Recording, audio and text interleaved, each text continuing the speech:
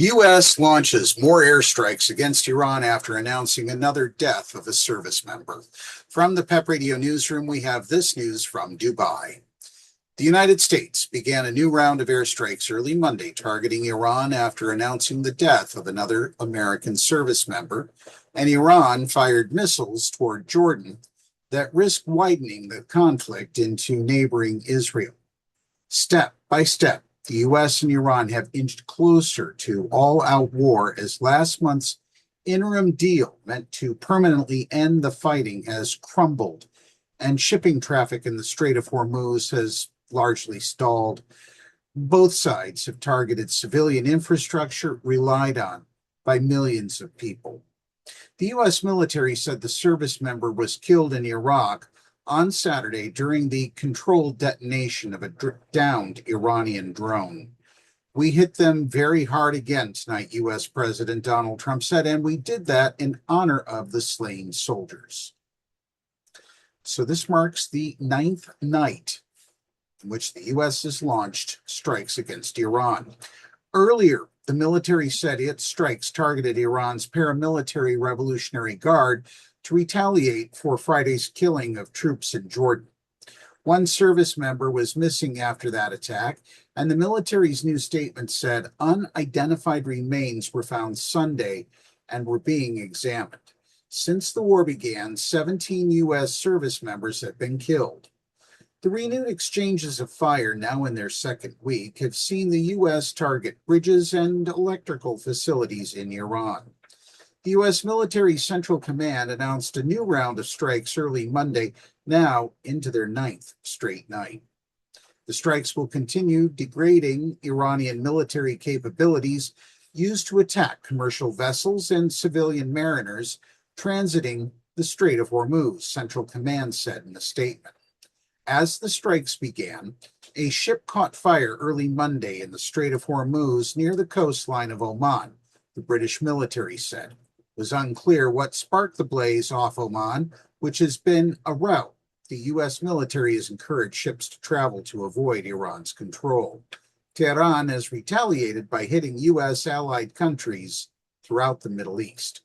Bahrain, Jordan, and Kuwait again activated air defenses for incoming Iranian drones and missiles. Early Monday, the U.S. Embassy in Bahrain issued a warning saying Iran may seek to target unspecified locations in central Manama, the capital, without elaborating. Israel warned that missiles launched toward neighboring Jordan could cause fire to spill over into Israeli territory for the first time in weeks. And so Iran says a nuclear site that was under construction was hit. Footage released Sunday by the U.S. military appeared to show strikes carried out by fighter jets and by Tomahawk cruise missiles launched from the sea. One target site appeared to be in a valley of a mountainous region. The Guard often has missile bases and other military equipment tucked into mountainous ranges.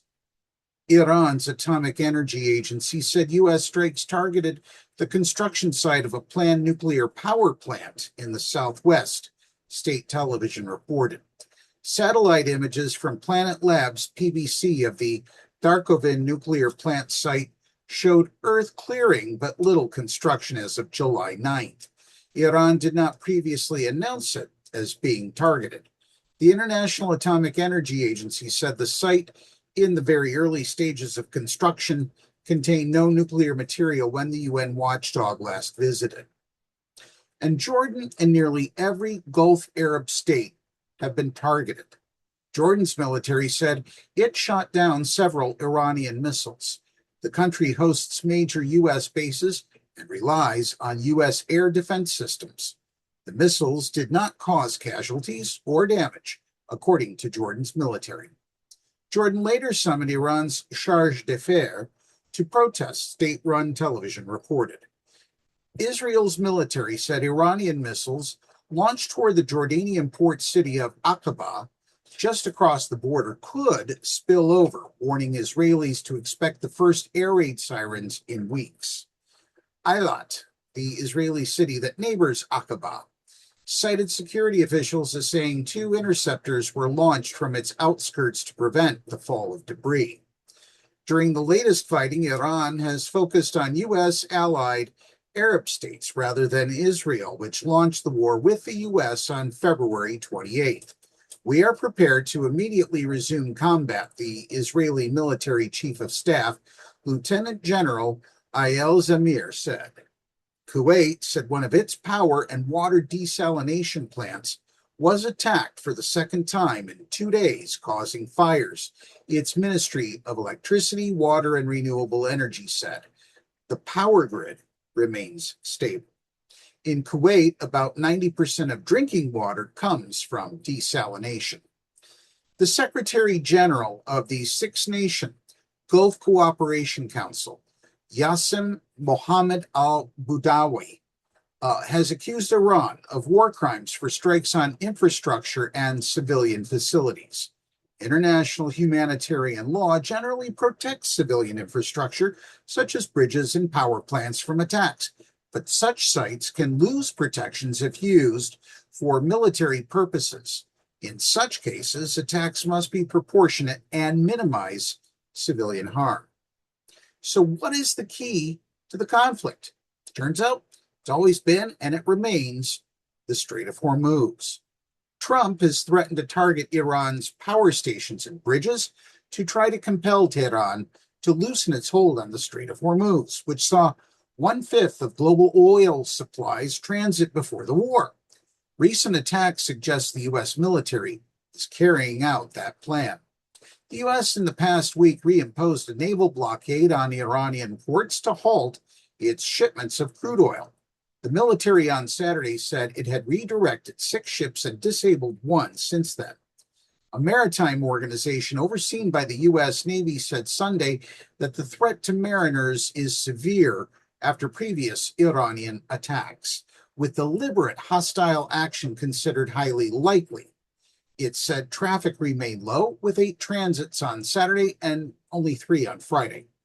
The daily average before the war was almost 140. Iranian Supreme Leader Mojtaba Khamenei, in a statement Saturday, warned of unforgettable lessons if the U.S. keeps attacking the Islamic Republic. An Iranian negotiator said Tehran was suspending its commitments to the interim deal and accused the U.S. of violating it. The halfway point has passed in the 60 days the deal set out to negotiate the permanent end of the war and other issues, including Iran's nuclear program. Iranian authorities on Sunday said at least 50 people have been killed and 517 wounded in the latest U.S. strikes. Iran has provided no overall information on its material losses. Far from the region, the war's effects on the prices of fuel and other goods have hit some of the world's most vulnerable areas hard. Just as a point of reference, the price of Brent crude oil, the U.S. standard, has risen to over $90 per barrel. That's what we know for now. As more updates become available, we will pass them along. From the PEP Radio Newsroom, I'm David Moore.